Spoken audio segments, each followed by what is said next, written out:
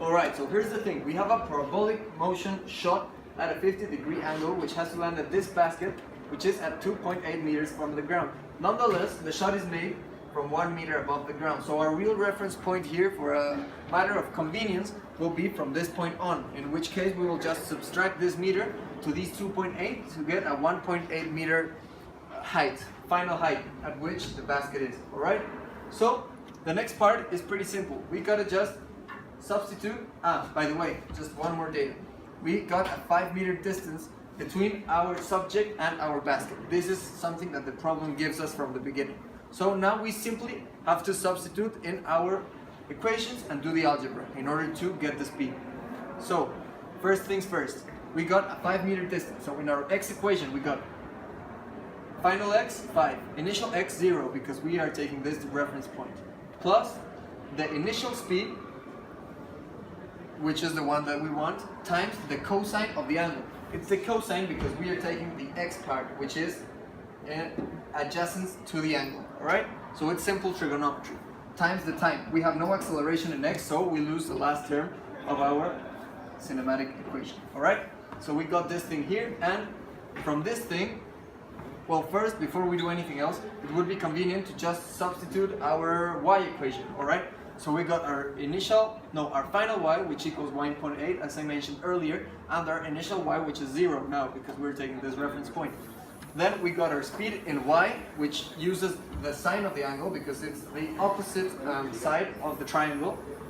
So we got initial velocity times the sine of the angle times the time, minus 1/2 of the gravity times the time squared. This is just a cinematic equation, and we're using a minus sign because gravity goes downwards according to our reference. Alright? So once we got this, the easiest thing to do would be to get the time out of this equation and substitute it in this one in order to only have one variable.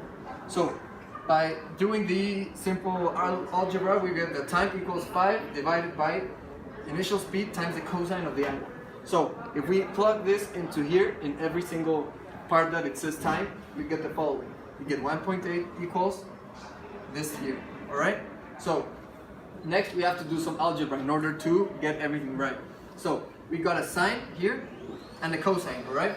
So these two cancel out and become tangent, and we got our initial speed here and an initial speed here. We can cancel these two. So we only are left with a 5 times the tangent of the angle, and then we gotta do the algebra here.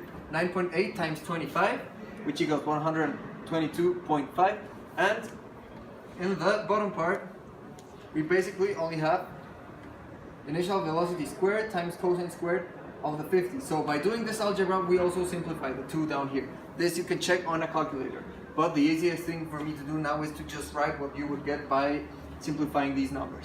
So we get this equation here, and we have to get the initial velocity out of it, which is actually pretty simple. First of all, we have to do this part here, and this term gives us a value of 5.96, and then we can do the algebra here with the cosine of 50 and 122 divided by this, which will give us 1.8, and this gives us 4.16. Alright, so that's what we got so far. And then in order to get our speed out of here, we get this and we put it on this side by putting a plus sign, and we put this on the other side by putting a minus sign.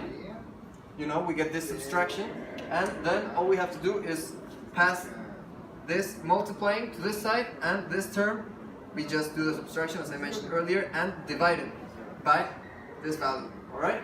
So once we got this done, we just have to get rid of the square, and we just have to divide the whole thing by square root. Alright? So we got our initial velocity equals the square root of the things we calculated here, which gives us a final initial velocity of, as contradictory as that sounds, initial velocity of 8.43 meters per second.